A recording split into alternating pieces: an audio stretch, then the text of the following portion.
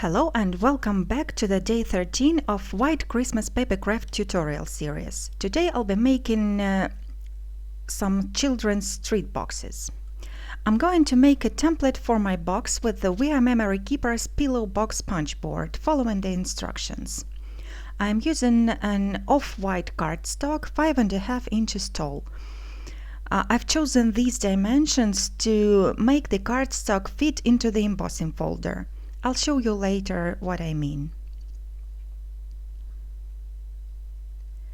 So here is the template, and next I'm going to use a circle die to cut out a window in a box.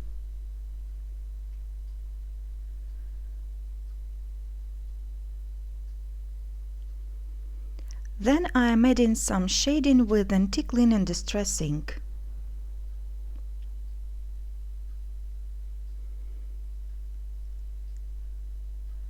Now I am inking up one side of the folder and embossing one side of my pillow box and then the other side.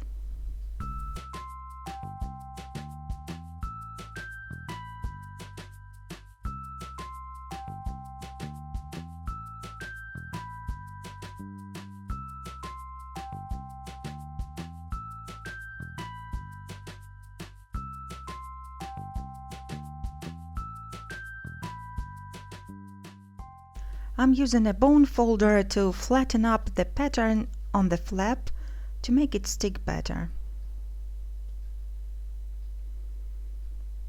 This is Scattered Flakes stencil by Memory Box.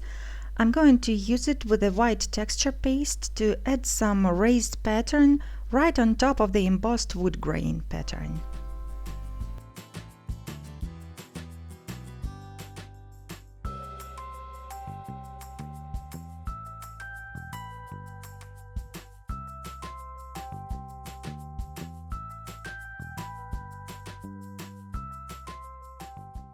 I'm scraping the texture paste off the flap area. I have stamped some images from 3 different stamp sets by Poppy Stamps. They are Falling for You, You Melt My Heart,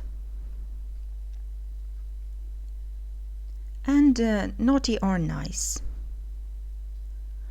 I have also stamped 2 tiny cups, but I won't use them for this project. Now I'll show you my favorite way to color the small images, and that is stamping them with a brown or gray ink, not black, and using solid colors to fill the areas within the lines, with no shading at all. This is exactly the way the old Disney movies were colored, no harsh outlines and solid colors. I'm using watercolor paper, permanent ink for stamping, and distress markers for coloring.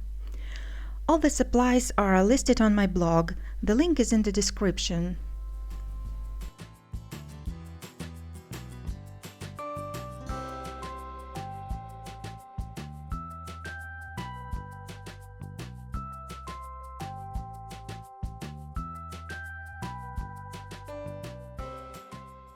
After the images are colored, I'm going to draw a snowflake on the little squirrel sweater with a white gel pen.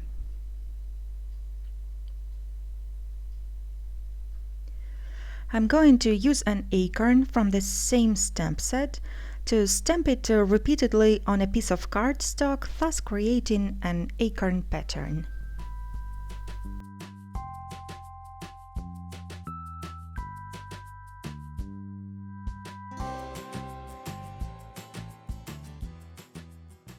I've colored it with the same markers I used for squirrels. Then I'm going to use the matching dies to cut out the images.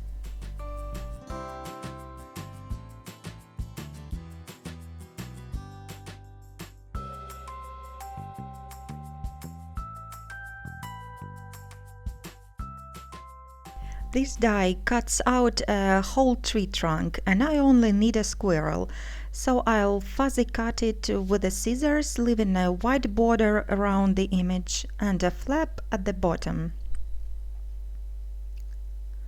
Like this.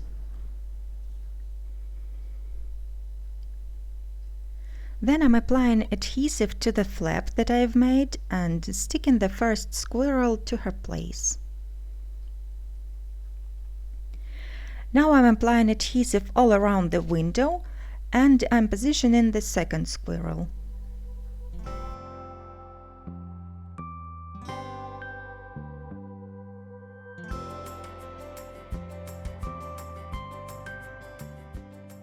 Then I'm sticking a piece of acetate behind the circle opening.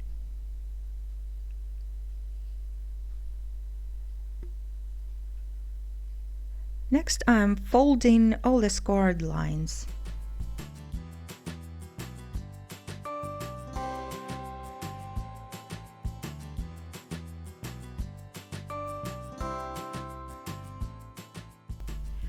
I'm applying some tape adhesive onto the flap and sticking it down.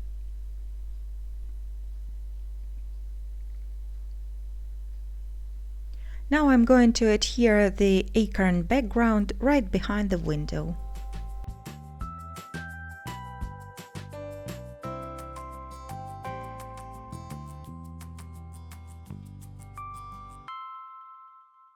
Then I'm folding the curved flaps. The one with the notch goes underneath and the plain one goes on top of it.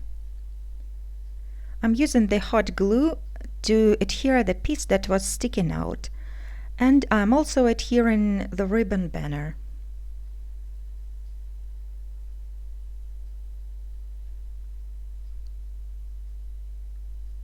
So now we have a nice display of sweets, and it looks as if the winter is come, but the critters are very well prepared for it. And when you empty the box, they will still have plenty of acorns left, so you won't feel guilty for eating up all the little squirrels' supplies for the winter. And yes, I've made 3 of those boxes.